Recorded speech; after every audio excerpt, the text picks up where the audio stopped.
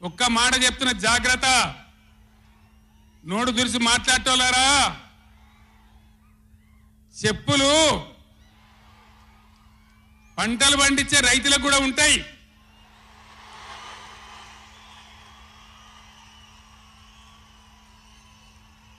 రైతుల చెప్పులు ఎట్లుంటాయి? బందోబస్తుగా ఉంటాయి. బాగా రైతుల చెప్పులు ఎట్లుంటాయి? బందోబస్తుగా ఉంటాయి, గట్టిగా ఉంటాయి. ఒక్కటే చెప్పు దెబ్బతో మూడు పళ్ళు ఊసిపోతాయి. దానికోసమైనా మీరు అడిగేది? ఇది మర్యాదనా? ఇది గౌరవమా?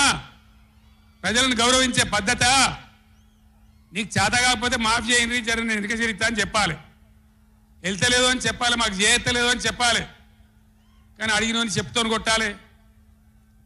కేసీఆర్ సెలవు నల్గొండ అంటే కేసీఆర్ను తిరగనీయం. ఇంత మోగోళ్ళ కేసీఆర్ను తిరగనియారట.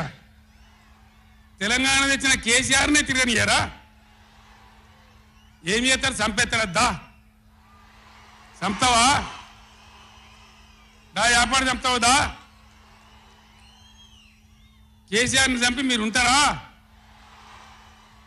ఇది పద్ధత? ప్రతిపక్ష పార్టీ తప్పకుండా ప్రజల సమస్యల మీద వస్తుంది, ప్రజల మధ్య అడుగుతుంది, వాదన చెప్తుంది.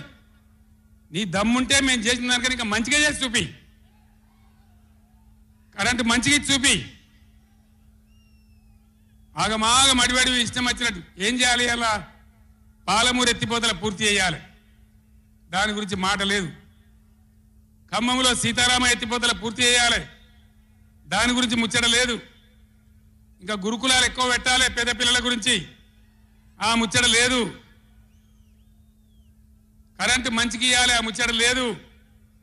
మంచినీళ్ళు రావాలి మంచిగా. రాష్ట్రంలో చాలా దిక్కువ తిప్పలైతే ఉన్నది, పట్టించుకునే నాతులు లేడు. ఇంత మాయలమే ఇవన్నీ మాయం చేసి బలాదుర్గా తిరుగుతామనుకుంటున్నారా? తిరగని ఈఎం జాగ్రత్త అని చెప్తా ఉన్నా. తప్పక నిలదీస్తాం, ఎండగడతాం. ఇంకో మాట ఈ ప్రభుత్వాన్ని, ఈ నల్లగొండ సభ నుంచి నేను హెచ్చరిస్తా ఉన్నా. ఇవాళ గోదావరికి ప్రధానమైన ఉపనదే ప్రాణహిత నది.